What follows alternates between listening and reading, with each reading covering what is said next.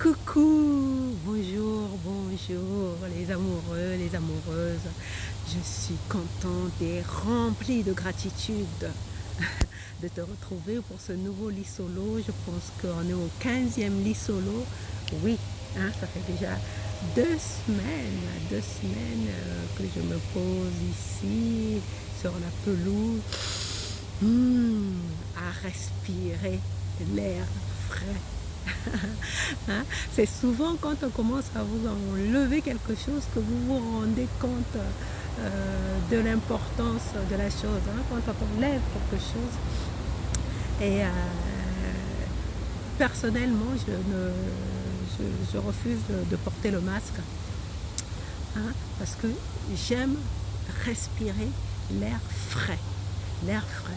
Et en ce moment, c'est encore plus d'actualité parce que quand je vois partout tous ces gens, toutes ces personnes qui, par peur de la maladie, par peur de la mort, hein, parce que c'est ce qui se passe, hein, cette crise sanitaire a réveillé notre peur de la mort, mais on oublie que la mort, c'est notre destination finale.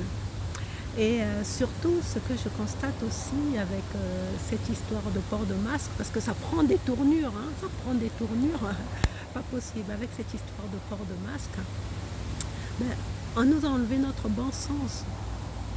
On nous a complètement enlevé notre bon sens. Quel est le bon sens de porter un masque alors qu'il n'y a plus d'épidémie?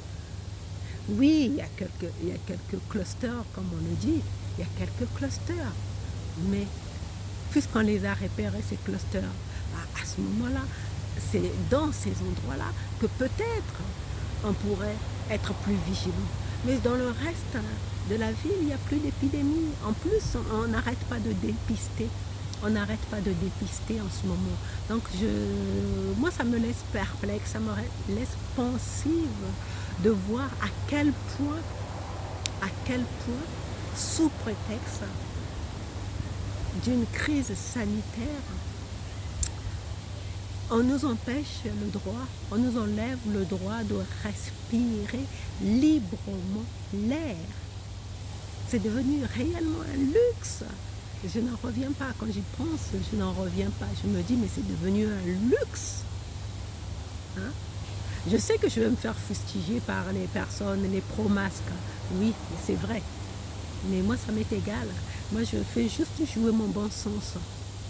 Je me dis, mais attendez, qu'est-ce qui justifie que je sois dans un espace clos, tout seul, dans mon bureau, et que je porte un masque? Qu'est-ce qui justifie?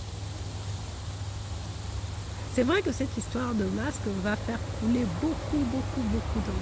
Mais en même temps, je me dis, j'ai pas envie d'en faire tout enfant parce que je sais que ça va finir par passer.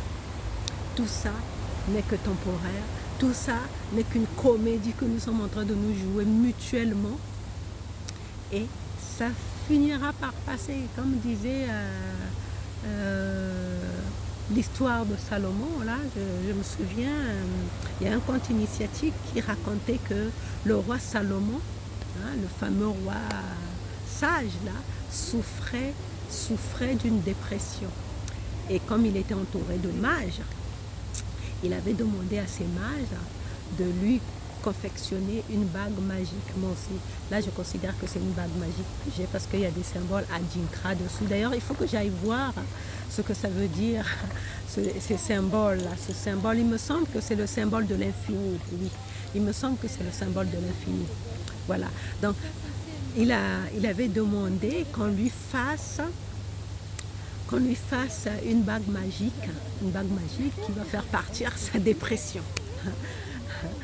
Et ces mages, après plusieurs jours de recueillement, ces mages à l'époque apparemment étaient aussi des joailliers. Hein, ils étaient des mages et en même temps ils étaient des joailliers. Et donc après plusieurs jours de recueillement, ils sont venus lui présenter une belle bague. Je ne sais pas si c'était en or ou en argent. En tout cas, ils lui ont présenté une bague. Il me semble que c'était une bague en or.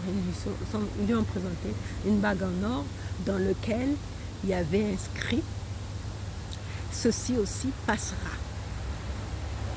Et moi, quand j'y pense, je me dis, c'est vraiment une phrase magique de se dire, d'avoir comme mantra « Ceci aussi passera ». Moi, c'est ce que je me dis, c'est leur mantra. D'ailleurs, c'est le mantra que je me suis répété à une époque où je traversais le désert, justement. Quand je voyais que les ténèbres, on va dire ça comme ça, à cette époque-là, quand je voyais que les ténèbres m'enlaçaient, je n'arrêtais pas de me répéter cette phrase. Ceci aussi passera. Ceci aussi passera. Et comme je sais que c'est passager, c'est temporaire, pour moi, point de besoin de me fâcher avec quelqu'un qui est pro-masque. Pourquoi? Point de besoin de me comparer. Comparaison n'est pas raison. Quelqu'un qui porte le masque ne fait qu'exprimer sa peur de la mort. Mais quelqu'un qui ne porte pas le masque ne fait que exprimer sa liberté de respirer librement. Donc, qui a raison, qui a tort? Les deux ont raison. Les deux ont raison parce qu'ils sont dans l'exercice de leurs émotions, de leurs sentiments. Donc il n'y a pas besoin de se taper dessus. Parce qu'après tout, c'est ce que, comme je disais dans le lit solo d'hier, ce qui se passe en ce moment, c'est le combat entre l'ombre et la lumière. Or, la lumière, l'ombre, comment l'ombre règne? L'ombre règne dans la division. Donc si on se divise dans la population, si on se divise dans la société entre ceux qui veulent porter le masque, si on se tape dessus, on va faire le jeu de l'ombre. Or, nous tous, aussi bien ceux qui portent le masque, aussi bien ceux qui ne veulent pas porter le masque, qu'est-ce que nous voulons? Nous voulons la paix de l'esprit. La personne qui porte le masque, ça la rassure, ça la sécurise. Elle éloigne d'elle cette peur qu'elle a de la mort par la maladie. Donc ça la sécurise, donc ça lui donne une forme de paix. Mais la personne à côté qui ne veut pas porter le masque, de se sentir libre aussi, ça la sécurise. Savoir qu'elle peut respirer librement, se balader librement et respirer l'air pur. Pour elle, c'est ça la vie, ça lui donne la paix. Donc, des deux côtés, nous avons raison. Et soyons solidaires, unissons-nous, unissons nos forces pour dépasser cette crise ensemble. Et aujourd'hui, comme je refuse de porter le masque, moi je fais mes courses. Je ne vais plus dans les centres commerciaux faire mes courses parce que de toute façon, je peux aller, je suis de toute façon aussi en train de virer végétarienne. Donc, je peux aller acheter mes légumes au marché. Et aujourd'hui, je suis allée acheter mes légumes au marché à vélo. Pour moi, c'était tellement agréable de sentir l'air sur moi. Je suis allée faire mon marché à vélo et désormais c'est ce que je vais faire. Si je dois acheter de la viande ou du poisson, mon fils lui, il est pour le masque. Je vais dire à mon fils d'aller faire les courses, aussi simple que ça. Mais point, voilà, ça c'est un exemple typique, un exemple typique comment on appelle, de vision adverse. Mon fils, il est complètement, puisqu'il a 17 ans, donc il pense par lui-même, il est complètement dans tout ce que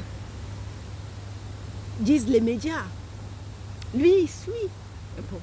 Comme je me dis, il faut bien que jeunesse se passe. Lui, il suit tout ce qui est dit dans les médias mainstream. Mais à l'opposé, moi, je m'informe, je vais chercher les informations par moi-même, pour la simple raison que je ne regarde pas la télé. Donc, je vais chercher l'information par moi-même pour faire jouer mon libre arbitre et surtout mon bon sens. Et dans la maison, nous avons tous les deux, mère et fils, des opinions adverses. Mais pourtant, nous nous aimons. Quand nous nous réveillons, nous nous faisons un câlin pour nous dire bonjour. Et tout à l'heure, je lui ai refait ses tresses. Il m'a remercié en me faisant un câlin. Donc, nous ne sommes pas d'accord sur ce qui nous est présenté par la société, mais nous nous aimons parce que c'est mon fils et je suis sa mère. Ce qui nous oppose dans notre façon de penser, dans nos pensées, ne nous empêche pas d'être ensemble, ne nous empêche pas, ne coupe pas notre lien mère et fils, notre lien filial, parce que c'est l'amour. Et moi, le lit solo d'aujourd'hui, c'est ce que j'ai envie de dire. Laissons-nous guider par l'amour qui nous unit. L'amour, c'est tout ce dont nous avons besoin en ce moment. Nous n'avons pas besoin de nous diviser, nous n'avons pas besoin de nous faire la guerre parce que toi tu portes le masque, moi je ne porte pas le masque. Non, ça ne sert strictement à rien, d'autant plus que c'est une situation temporaire. Ayant une vision plus lointaine, ayant une vision de notre avenir, voyons ce qui va se passer pour nous quand toute cette histoire sera terminée. Nous serons en train de festoyer. Donc, restons focus sur la fin de l'épreuve et soyons concentrés sur ce qui est important pour nous. Et surtout, je prends ceux qui sont beaucoup plus empêchés par cette obligation du port du masque. C'est les personnes qui ont peut-être l'habitude d'aller faire des courses dans les centres commerciaux, enfin dans la plupart des magasins. Mais peut-être qu'il est temps d'adopter de nouvelles habitudes. C'est la dernière fois je parlais de ce psychiatre qui disait qu'il faut qu'on change, sinon on va subir une dictature. C'est Boris Cyrulnik. Voilà, c'est le psychiatre Boris Cyrulnik, oui. Parce que j'avais écorché son nom la dernière fois. En fait, je me suis renseignée, c'est comme ça que je fonctionne. Quand on me dit quelque chose, je vais chercher l'information. Je vais chercher l'information et je réfléchis par moi-même. Je me fais ma propre opinion. Ma propre opinion. Et justement, Boris Cyrulnik, dans cette couverture de presse, disait « Nous allons devoir changer ou subir une dictature. » Donc, il est temps pour nous de changer notre comportement. Par exemple, nous allons apprendre. Moi, par exemple, cette obligation du port du masque me pousse à aller chercher les producteurs locaux, à aller consommer. Qui est un producteur local, je vais aller faire mes achats pour me nourrir chez les producteurs locaux. Je prends ma voiture et je vais chercher à manger chez un producteur local qui ne va pas m'obliger de porter un masque. Je mange pratiquement pas de viande. Le poisson, je vais essayer de trouver quels sont les poissonniers qui ne m'obligent pas à porter un masque pour venir acheter du poisson chez eux. Je ne vais plus chez le boulanger parce que je ne mange pas de pain. Je ne mange pas de pain, donc ça me gêne moins. Tu vois, cette crise m'apprend à adopter de nouvelles habitudes, de nouveaux comportements. Consommer local et puis faire moins de courses. Je ne vais pas aller faire les soldes. Cette année, je ne vais pas faire les soldes parce que je n'ai pas envie de rentrer dans des magasins qui vont m'obliger à mettre un masque. Donc, je ne vais pas faire les soldes. Et pour moi, c'est tout bénef. Je vais faire des économies. Pour moi, il n'y a que des avantages dans ce truc-là. Depuis le début de cette crise, je n'y vois que des opportunités. Je n'y vois que des avantages. Donc, à part à mon lieu de travail, je vais mettre une visière parce que peut-être que dans un premier temps, je n'aurai pas le choix. Je vais mettre une visière parce qu'il est hors de question pour moi de porter un masque. Je vais mettre une visière. Mais à part cette visière que